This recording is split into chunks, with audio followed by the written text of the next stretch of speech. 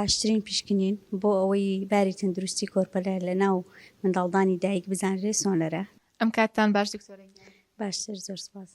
دکتۆرە ئەمانەوە پرسیاری بابەتێکی زۆر هەستیار بکەین کە پرسیاری زۆرێک لە خانمانی دووگیانیشە. ئەنجامدانی سۆنەر لە ماوەی دووگیانیدا بۆچی گرینگە و تا چەند پێویستە؟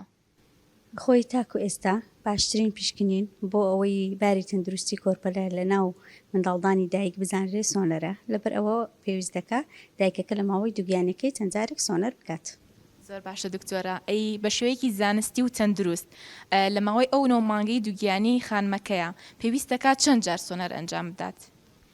ژمارەی سۆنەرکردن بە گوێرەی باری تەندروستی کۆرپەلە و دایکەکە دەگۆڕێتن، بەڵام چەند کاتێک هەیە باشترە خانمی دووگیان سۆنەری تێدا بکات، لەوانە لە 6 هەفتە بۆ 10 هەفتەی دووگیانی. لەم ماوەیەدا چەند شتێک دەردەکەوێت، لەوانەیە کە کۆرپەلەکە لە ناو منداڵدانی دایکەکەیە واتە خارج ڕەحم نییە، کۆرپەلەکە دڵی لێ ئەداد یاخودنا دوانەیە یاخود یەک کۆرپەلەیە.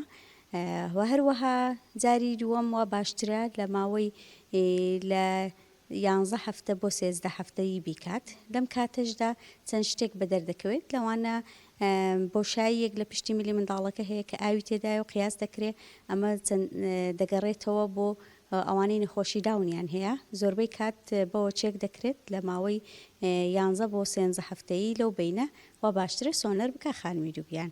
و هەروەها لە 18 بۆ 22 کاتێکی زۆر باشە، لێرە دەتوانین ئەنۆمالی سکان بکەن.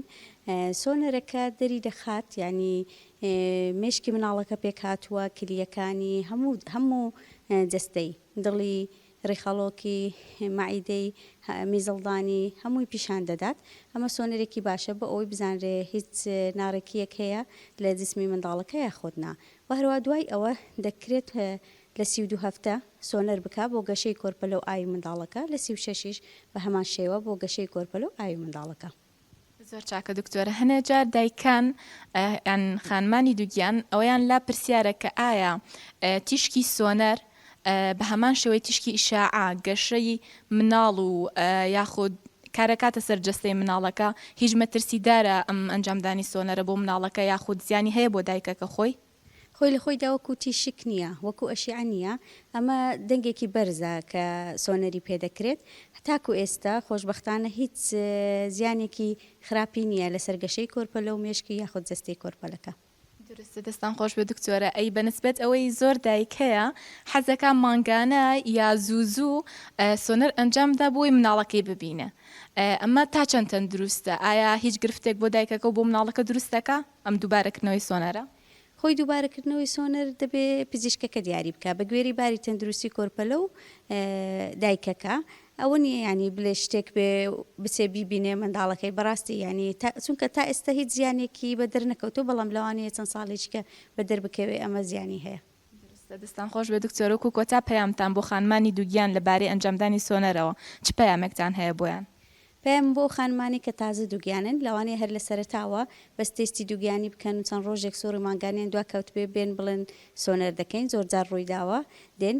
من ئامۆژگاریان دەکەم زۆر زوونەیەن کە زۆر لە سەرتاوە هیچ شتێک بە دەرناکەوێت، تەنها ئەستوربوونی ناو منداڵدانەکە دەردەکەوێت، دایکەکە تووشی دڵە ڕاوکێ دەبێ یاخود دڵی منداڵەکەم دڵی لێنادا.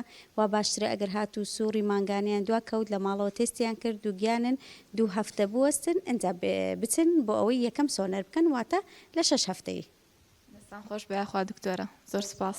زۆر سپاس بۆ ئێوەش بژێت.